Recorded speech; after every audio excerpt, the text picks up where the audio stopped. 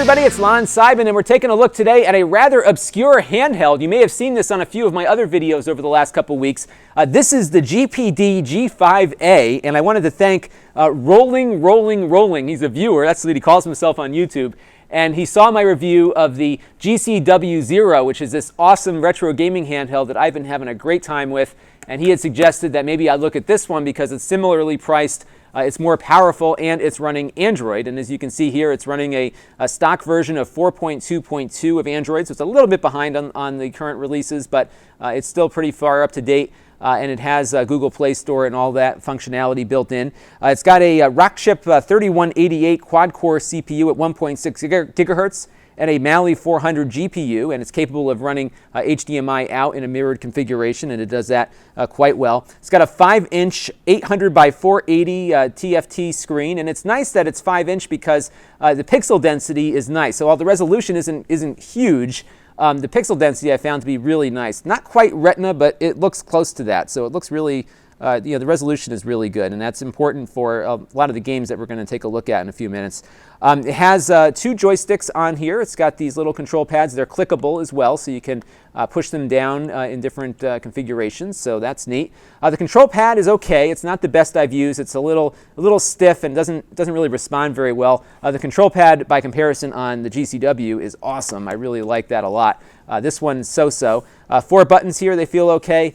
2 stereo speakers down here, but sometimes it gets covered when you're playing the game, so the sound kind of gets muffled occasionally.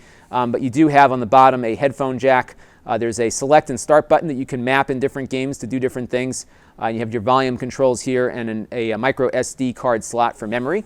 And on the top, you've got 2 shoulder triggers and 2 shoulder buttons, a standby button, DC power for charging, a USB OTG port, so you can actually plug in OTG compatible devices and use this as a host adapter if the device supports that, and the HDMI port. So a pretty nice little unit. It's white. It doesn't really have much branding on it. It just says gamepad on there, but the horsepower is pretty good. And you can take a look here. This was a game that did not run very well at all on the GCW0, and as you can see, this is an NBA Jam. It's running really nice on the handheld here, almost at the original speed. And this is running, this is MAME that we were running there. So nice amount of horsepower. It also can run some Dreamcast games. It doesn't run these as well as it did on MAME there, but they certainly are playable. So let me go down here. I got to hit the right button. There's like a lot of times it's hard to figure out which button does what sometimes, but there we go. So we'll let this load up real quick. It certainly seems to work quite well as far as keeping up. It's a little bit sluggish in a few areas. I'm running Virtua Tennis right now, which is one of my favorite Dreamcast games, and it is definitely playable. It just runs just slightly behind the speed I would like it to run at, but nonetheless it works just fine. So we'll just pop into a game real quick here. We'll just get through all these menus and everything.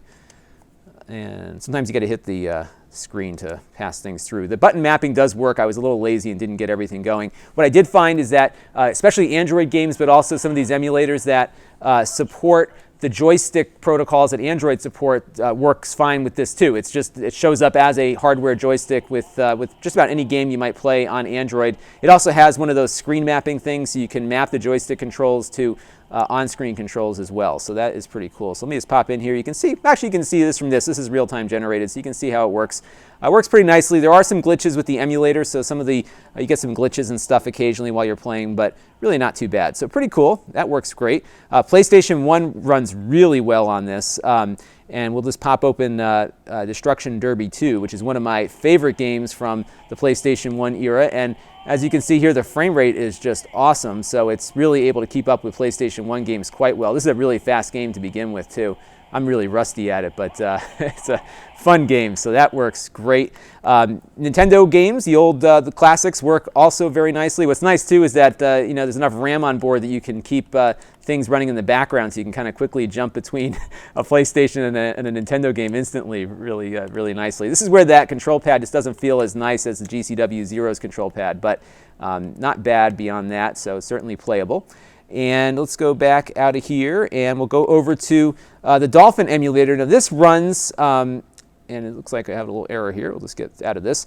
This runs GameCube games. It attempts to, I should say. It doesn't run them very well. So we'll let this boot up here for a second. it is very, very slow. So you'll see when it comes up, the Nintendo logo takes like 20 seconds to fully display. And I'm not joking either, so let's just let this thing churn away for a second. Again, this is a combination of software and hardware. It's hard to emulate modern consoles, and this does run it, just doesn't run it very quickly. So not the best way to enjoy your GameCube games, but you could show somebody that it's possible to get it to work. So what do I think? I think it's pretty good. It's an Android handheld, and it's got game controllers built into it, and I think that's really its main selling point. I forgot to mention when I was going through some of the other features that it does have a touchscreen. The touchscreen is very sensitive, and it's not all that precise, so it doesn't really matter because you have the the control sticks here, but I sometimes hit the wrong thing, even though I think I'm hitting the right thing when I'm kind of going through menus and that sort of thing. So one little gotcha there, but I think what it's good for is running more modern systems and maybe some newer MAME games. And the reason is that because you have so much more screen real estate and a higher screen resolution than you might on the GCW Zero, some of those games that have those weird screens will look better on this because you do have more resolution to play with. I've seen some MAME games look really messed up on this because they had some really long screen that this tries to get conformed to its screen size, and it doesn't always work that great. On here it looks pretty good. So I think for MAME it's great, for obviously for Dreamcast and PlayStation and some of the newer systems it works well, but for classic stuff, and I'm talking like 16-bit backwards, I still think the GCW Zero is the better handheld to take a look at. And topping all of them, of course, is our Ouya that plugs into the television. Great retro gaming system, and you can check out all of my videos about that as well. So that is the GPD G5A, and this is Lon.TV, and thanks for tuning in.